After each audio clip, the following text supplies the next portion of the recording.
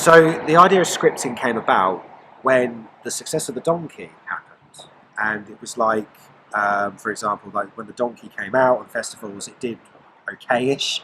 But obviously, COVID kind of ruined everything. And then when I got the film out on YouTube, the views shot up. Everybody really wanted to see this film, and they were like, you know, loving it and praising it for its awareness and story.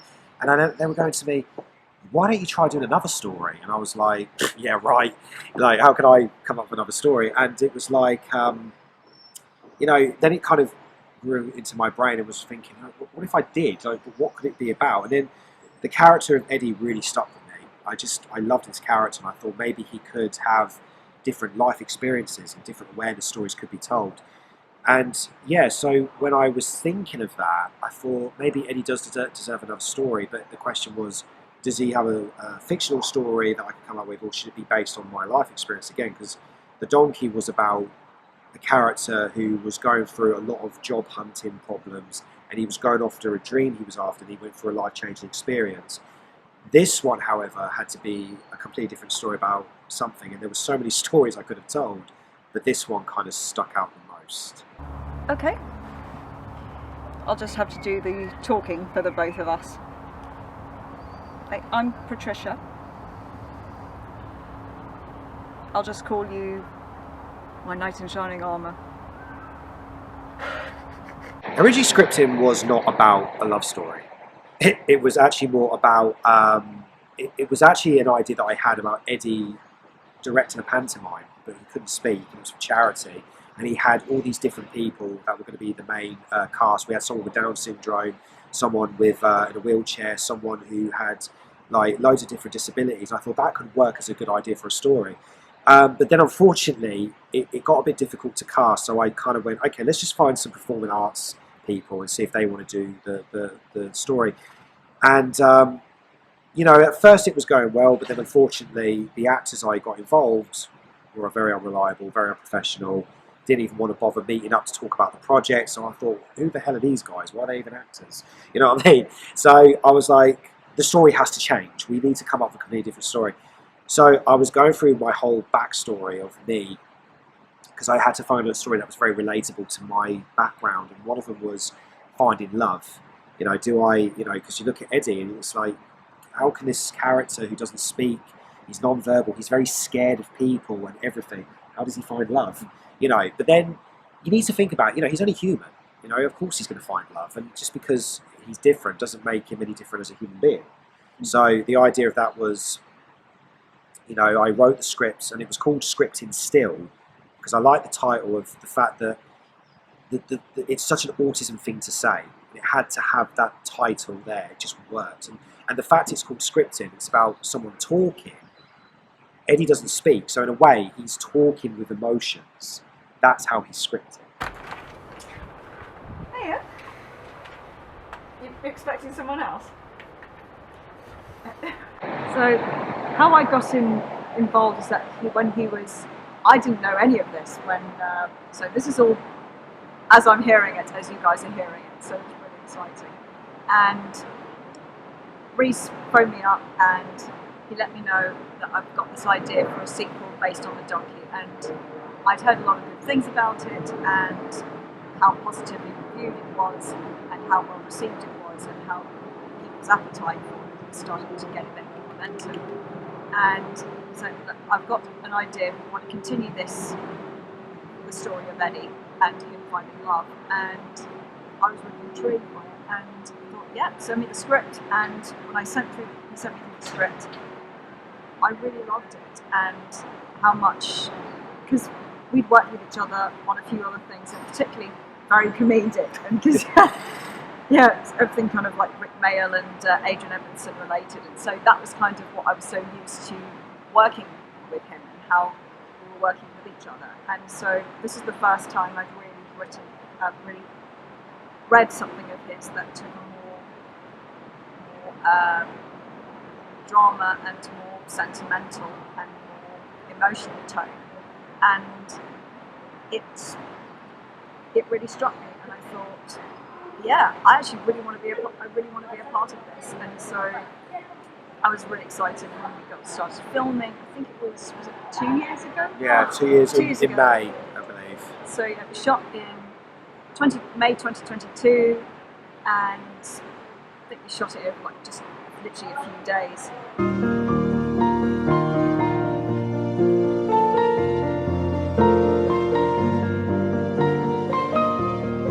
And even the dramatic scenes, they were really fun to do.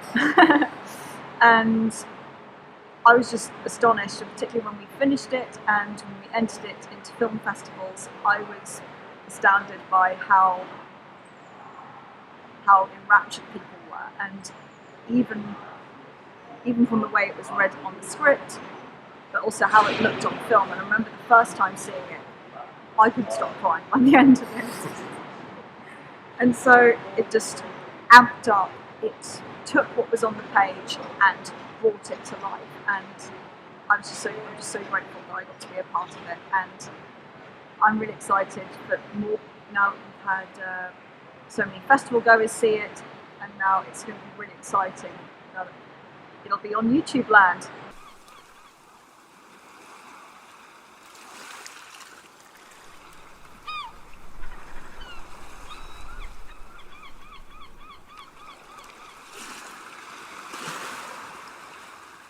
When it came to casting, Charlotte was immediately in my head when I wrote the role of Patricia, because there was nobody I thought who could take on this really powerful role.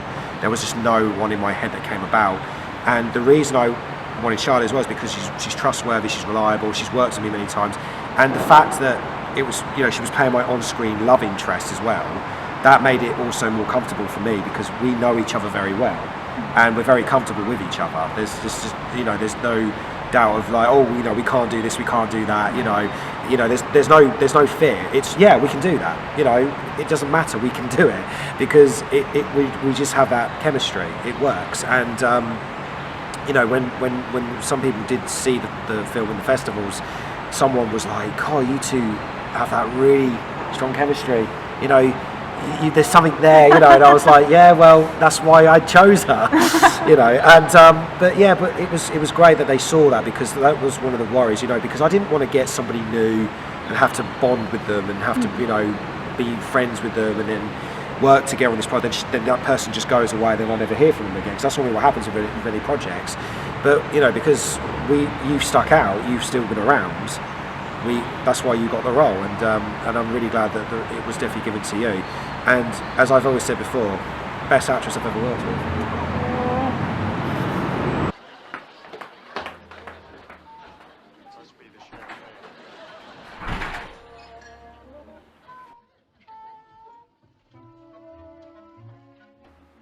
May I have my key, please?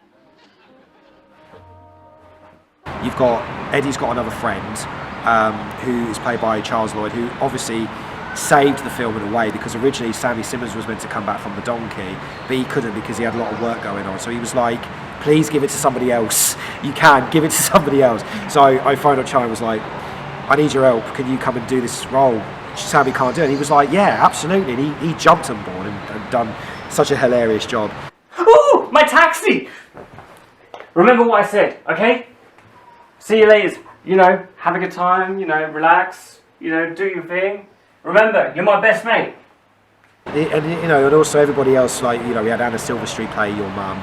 She was fantastic, and we got a fantastic cameo from Georgia Harriet, who came at last minute and said, look, I need you to play my girlfriend, who Eddie goes on a date with at the end of the film. And she was like, I've never been asked to play a sexy date before. I would love to do that. So she was very happy to come out. She dressed up, and she came in her biggest high heels, and she actually came over and was like, I'm here. And I was like, perfect. So the casting was absolutely amazing. There's no doubt about that. Hi, I'm looking for Eddie. The success of the film has been shocking to me. I honestly had never expected the film to do as it did. I mean, you know, 6 festivals, and to be nominated for Best Director, Best Short Film, I was completely blown over the water. Like, I mean, it was like, because every message I was getting, like, I mean, it was funny because with the donkey, I just kind of submitted it everywhere. But with this one, I was very cautious. And I thought, I don't want to keep spending my money on all these festivals, and then it's always no. But amazingly, when I got the first acceptance, it was like, oh wow, there is something going on here. People are liking it. So then I submitted it to more. And then 2 more took it in. And then it was like, what is going on? And it was like, it's obviously making an improvement. And then when I got 3 more, I thought, this is getting ridiculous. I honestly thought this is getting ridiculous. But it was happening. And every time I was posting saying it's got another one, people were like, well, because it's working. And I was like, yeah, there's something obviously is happening to make people say, people love this movie. But I can honestly say, out of the 18 years of making films, like, I have never had a success as much as this one. This is definitely my most critically acclaimed, universally acclaimed, you could say, most successful project I think I've ever created. And yeah, I honestly was not expecting the success at all, and I'm proud.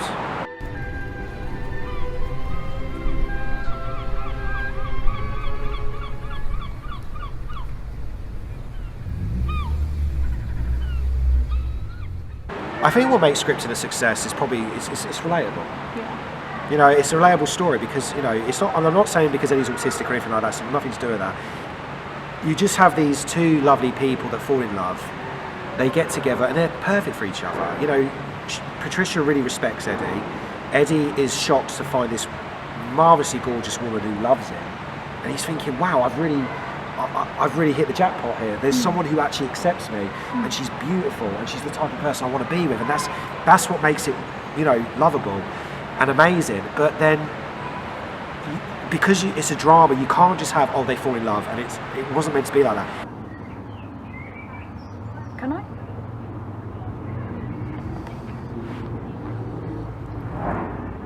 I think also what also makes it, because even the fact that he is non-verbal, it actually gives the film a lot more weight, because sometimes it can be like, when there's too much dialogue, it can be hard for people to kind of sort of take in the world of the film that's being created, and the fact that it's non-verbal, so it's all through how his facial expressions, his body language, and so it just really kind of draws you in to him a lot more, and so it kind of gives people a chance to really kind of feel into it. Exactly. And I think it just kind of makes it a more, you feel like you want to pay attention, and so you're not having so much information or so much exposition or dialogue being thrown at you right from the get-go. And so the fact that he's written in a way that where there's hardly any, he speaks either very little, and so it kind of keys you into, and it allows the space for the audience to kind of really key into him and how he sees things. And I think that shows, like, filmmaking, that you don't need a lot of, sometimes you don't need, so it's just seeing a lot of dialogue to really tell a great story. So it's like, how does this person view the world, and how is, through the film of language, and how that is told. I think that's so much more powerful. And also, you know, Eddie doesn't need to talk. You know, if he was to speak now, it would ruin the whole thing. And also, like, as a joke, if he was to speak, he'd probably talk a little bit like this. you know, I hid this voice the whole time. I'm just like, no, I want to go away from you. Yeah, exactly. They'd be like, what? It's like, no, he becomes like a world-famous singer, like Elvis Presley or something. He has a really good voice. But you know, but honestly, I want to thank everybody who's been supporting the film 100%. There's been so many supporters. I cannot wait for people to watch this on YouTube. I do think this film's definitely going to get a reaction on YouTube as well. I think it will have a lot of views. I think I'm going to get a ton of messages, like I did with the donkey. But my guess is, will it do even better than the donkey? That's the question. So the donkey reached a good 300 views in 24 hours, and it reached 24 likes. So let's see what this one does. So again, thank you guys, and thanks for watching.